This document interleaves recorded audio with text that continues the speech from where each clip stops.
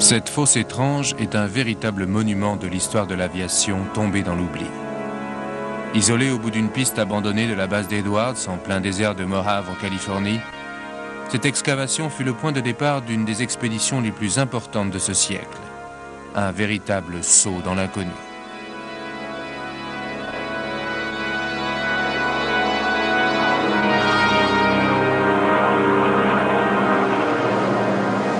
En 1947, cette fosse construite sur mesure accueillait le premier de tous les avions expérimentaux américains, le X-1. Une fois celui-ci descendu dans le trou, le B-29 de lancement était placé juste au-dessus. Le X-1 était alors treuillé dans la soute à bombe. Le B-29 devait larguer l'appareil dans l'atmosphère, où les réservoirs pleins de carburant, le X-1 allait atteindre des vitesses et des altitudes jusque-là inconnues, dans l'espoir de faire passer l'humanité de l'autre côté du mur du son.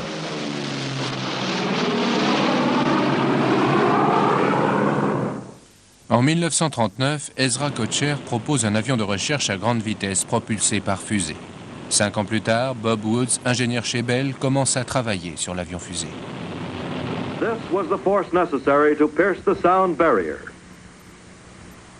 To find the proper fuselage to house this power, designers turned to ballistics. From this research emerged a body design based on the symmetry of a .50 caliber bullet. Working on theory alone, Bell engineers brought forth a radical design, which was to become the X-1, first airplane in the world to fly faster than the speed of sound. On savait qu'une partie du processus de stabilisation de cette balle de 12 mm 7 était assurée par sa rotation à grande vitesse et que certains phénomènes gyroscopiques entraient en jeu pour parfaire cette stabilisation. Mais on se posait toujours des questions. On n'était sûr de rien. En 1945, le projet est largement avancé. Le bureau d'études de Bell a proposé un avion d'une robustesse exceptionnelle, capable de résister à des accélérations de 18 G, le double de ce que supportent les autres avions. Mais la mise au point du moteur fusée s'avère beaucoup plus délicate. Chez Reaction Motors, le fournisseur, le programme d'essai est en retard sur le calendrier prévu par Bell. En janvier 1946, toujours sans moteur, le premier X-1 est transféré à Pine Castle Field, en Floride, pour les premiers essais en planée. Le pilote d'essai de Bell, Jack Woolhams, est sélectionné pour les premiers vols avant que l'armée de l'air ne prenne en charge la suite du programme. Un largage à haute altitude est essentiel pour la réussite du projet. Le moteur fusée consomme énormément et un décollage du sol suivi d'une montée épuiserait le carburant avant que la vitesse désirée ne soit atteinte. Ce largage en altitude, inauguré lors des essais en planée, sera une des clés du succès du programme.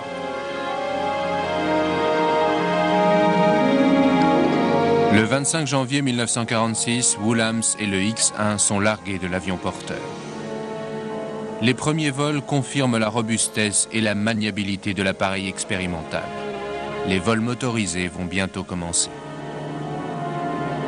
Mais Jack Woolhams ne reprendra jamais les commandes du X-1.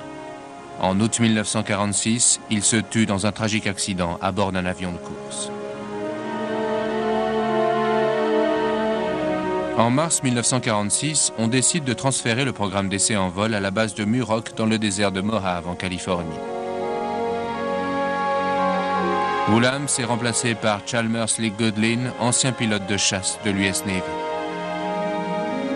Goodlin a décroché le poste le plus envié de la profession, mais aussi le plus dangereux. Si pour s'éjecter, le pilote doit utiliser la trappe de sortie, il a toutes les chances d'être coupé en deux par l'aile. Fin 1946, le propulseur du X-1 est monté. C'est un moteur fusée XLR-11 à 4 chambres de combustion d'une poussée maximale de 3 tonnes. Le X-1 est enfin prêt. Le 9 décembre 1946, le B-29 de lancement décolle avec le second X-1 dans sa soute à bombe modifiée. Après de nombreuses années de préparation, le X-1 va enfin effectuer son premier vol motorisé. Alors que l'énorme avion porteur rejoint l'altitude de largage, Goodlin se glisse dans l'habitacle du X-1 par l'étroite porte de côté. Slick Goodlin effectuera 26 vols à bord de l'appareil expérimental. Lors de ce premier vol motorisé, il connaît l'euphorie de la propulsion par fusée. Il tombait comme un sac de plomb. Et quand j'ai allumé le moteur fusée, c'était comme si on m'avait frappé d'un coup de pelle dans le dos. L'accélération était phénoménale. Je n'avais jamais rien ressenti de tel auparavant. Un peu plus tard, à bord de l'appareil, Goodlin montera jusqu'à Mach 0,85. Mais un désaccord financier avec la firme Bell l'obligera à démissionner. L'ingénieur responsable du projet, Bob Stanley, tentera de le faire changer d'avis. Quand j'ai démissionné, Stanley m'a dit « Tu ne veux pas rester pour voler sur le X2 ?» Et je lui ai simplement répondu « Écoute Bob, si tu n'as pas de parole pour le X1, tu n'en as pas non plus pour le X2. » On s'est donc quitté plutôt en mauvais termes. Le programme s'arrête un moment. Mais les problèmes entre Bell et Goodlin n'intéressent pas l'Air Force. L'Air Force s'est dit, maintenant que l'avion a fait ses preuves, pourquoi dépenser encore de l'argent pour former un nouveau pilote d'essai civil alors que notre propre pilote finira de toute façon par prendre l'avion en main. Je n'ai jamais fait de vol supersonique. Et j'aimerais bien prendre le Concorde, mais je n'ai pas envie de payer aussi cher pour être un simple passager. Certains disent que Slick Goodlin aurait pu être le premier pilote supersonique. Il avait certes prouvé les capacités du X1, mais un autre allait prendre sa place. Impatients d'obtenir des résultats, les responsables de l'Air Force choisissent un pilote de chasse de 24 ans, le capitaine Charles Chuck Yeager. Beaucoup de pilotes possédaient des qualités exceptionnelles comme lui. Mais il se faisait un devoir de connaître et d'apprendre tout ce qu'il pouvait concernant cet avion avant de le piloter, afin de l'évaluer précisément et d'avoir le moins de surprises possibles. Le chef du centre d'essai en vol, le colonel Al Boyd, choisit Yeager à cause de ses solides connaissances dans le domaine de la maintenance des avions. Yeager décide le premier exemplaire du X1 et de le pousser jusqu'à ses limites en toute sécurité. Le National Advisory Committee on Aeronautics, ou NACA, se charge d'accumuler les données restantes avec le second exemplaire. Pour gagner en vitesse, le X1 de l'Air Force a reçu des ailes plus fines. Le programme est un véritable travail d'équipe. Le commandant Bob Cardenas, aujourd'hui général en retraite, était le responsable et le pilote du B-29 de largage. Dick Frost et Jackie étaient les vrais génies scientifiques du programme. Moi, je tâchais de tout faire pour que ça marche. Chuck a risqué sa vie pour piloter l'engin et Bob Hoover se tenait prêt, sachant qu'il aurait peut-être une chance de prendre les commandes s'il arrivait quelque chose à Chuck. L'équipe est un mélange de jeunesse, de courage et de savoir-faire qui complète merveilleusement les capacités naturelles de Yeager. Il n'avait pas de diplôme d'ingénieur aéronautique, mais Jackie Ridley, si. Jackie Ridley et Chuck Yeager étaient sur la même longueur d'onde. Ils communiquaient à merveille. Jackie pouvait expliquer des choses à Chuck que personne d'autre n'aurait pu expliquer. Pendant que l'US Air Force effectue ses premiers vols, le NACA se prépare à lancer les siens. Scott Crossfield est un de ses pilotes.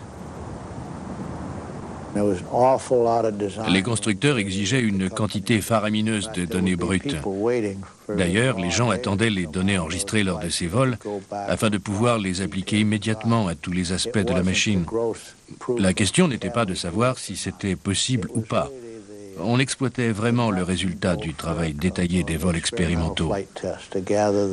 Il fallait récolter le plus de données possible pour qu'il n'y ait aucun problème non résolu qui puisse affecter les futures machines.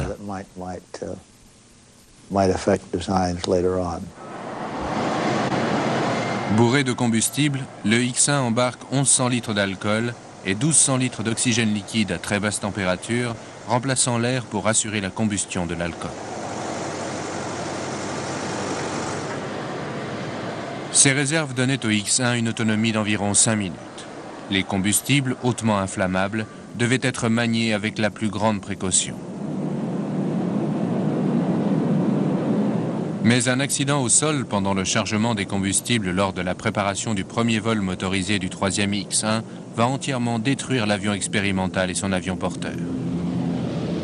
Construit pour dépasser les deux premiers modèles grâce à une turbopompe plus moderne pour l'alimentation en carburant, des réservoirs plus volumineux et une voilure extrêmement fine, le 3e X-1 n'effectuera qu'un seul vol en planée avant sa destruction.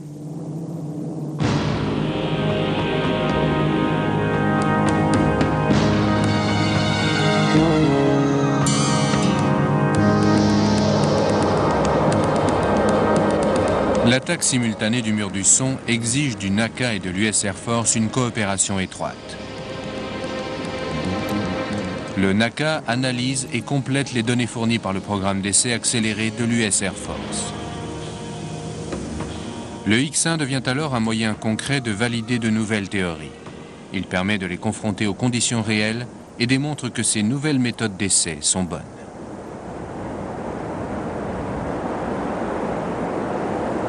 En aéronautique, on n'a jamais d'ennui avec ce qu'on connaît. C'est ce qu'on ne sait pas et ce qu'on n'a pas anticipé qui nous prend en défaut. Et c'était comme ça qu'on apprenait. Le X-1 est doté d'appareils de mesure et d'enregistrement permettant une évaluation précise de chaque vol. Mais cette technique en est encore à ses balbutiements et c'est sur l'observation des pilotes que repose essentiellement l'information.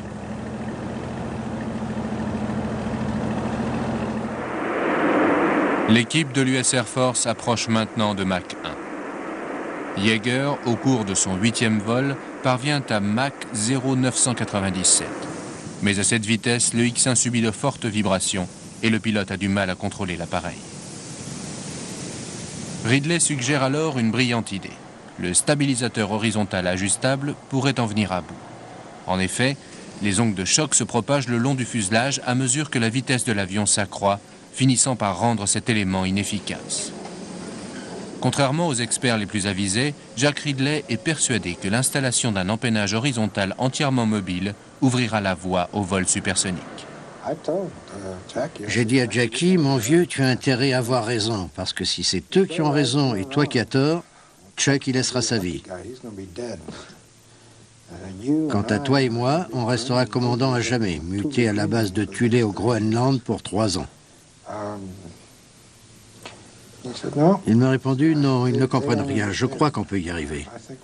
Alors j'ai dit à Chuck, toi c'est ta peau. Jackie et moi, on sera juste punis. Et j'ai ajouté perfidement, et toi, tu auras décroché la timbale. Qu'est-ce que tu en penses? Il a dit, si Jackie dit que je peux le faire, je peux le faire.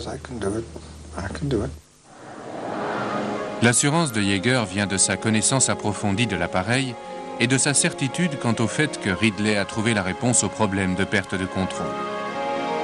Bell les avait anticipés en dotant l'appareil d'un manche capable de fournir assez de levier pour un contrôle maximal. Si Ridley avait raison, cette précaution était inutile.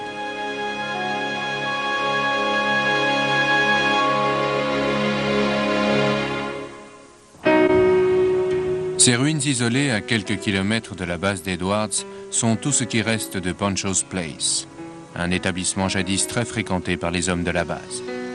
Poncho Barnes était une aviatrice respectée qui comprenait parfaitement les jeunes pilotes d'essai comme Yeager.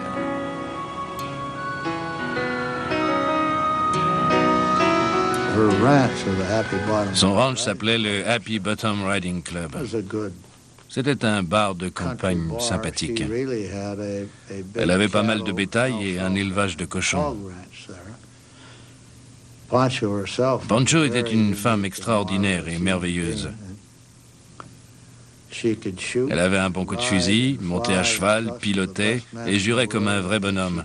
Mais elle pouvait servir le thé en robe d'organdi et de dentelle. Après une soirée passée chez Poncho, Yeager décide de faire une balade à cheval dans le désert. Dans l'obscurité, il fait une chute. Perclus de douleur, avec 2 côtes cassées, il craint d'être déclaré inapte à la mission. Il n'en parle à personne sauf à son copain Jack Ridley. Cet accident pourrait compromettre le vol. Le matin du 14 octobre 1947, terrassé par la douleur, Yeager se demande même s'il va pouvoir fermer la trappe du X-1. Avec ses côtes cassées, il n'arrivait ni à atteindre ni à tirer la porte à cause de la douleur. Il lui fallait une sorte de levier pour l'aider à fermer le verrou de la porte. Et Ridley est allé chercher un manche à balai, l'a coupé à la bonne longueur, environ 30 cm. Yeager a pu le rentrer dans le loquet et avoir assez de levier pour fermer le verrou. À 10 h du matin, le B-29 roule le long de la piste de Muroc et Bob Cardenas entame sa montée de 20 minutes jusqu'à 6000 mètres d'altitude. Transportant le X-1 bourré de carburant, l'appareil peine à gagner chaque mètre d'altitude.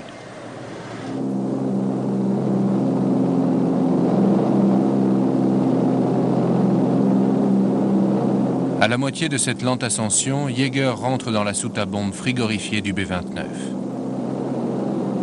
À sa droite se trouve un petit monte-charge à manivelle.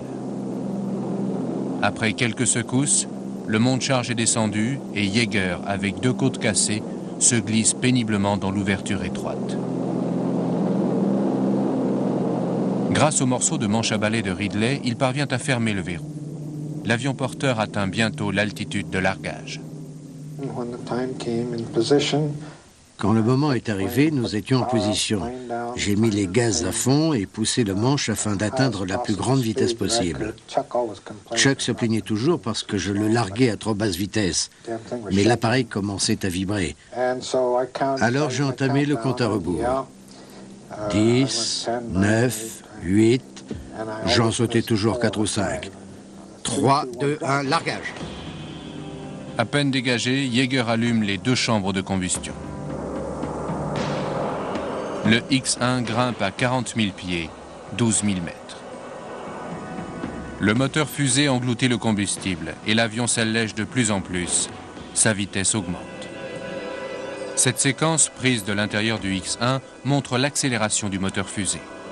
L'interrupteur de l'allumage est poussé et l'aiguille du machmètre grimpe rapidement.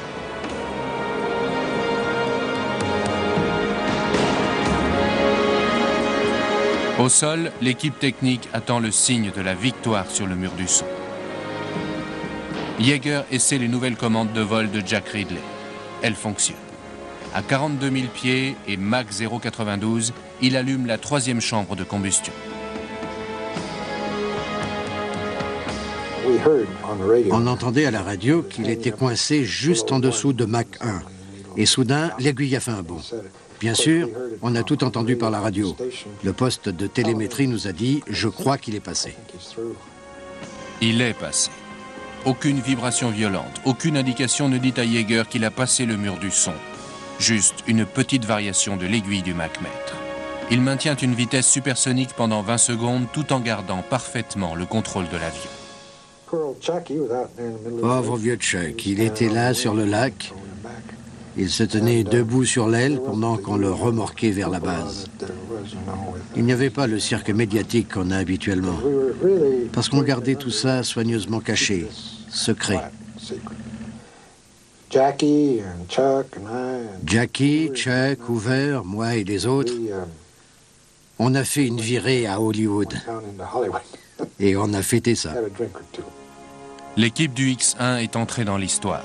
Bell, le NACA et l'US Air Force reçoivent le trophée de Collier en 1947.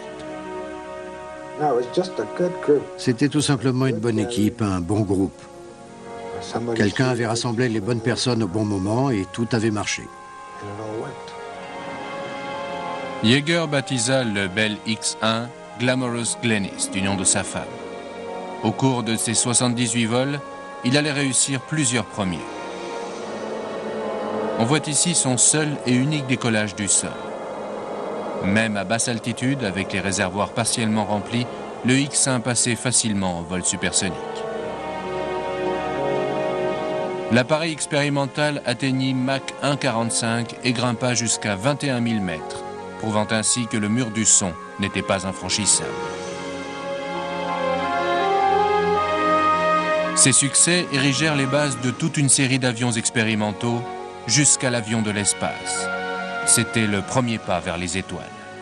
En passant les portes du vol supersonique, le Bell X-1 prouva que le ciel n'avait pas de limite.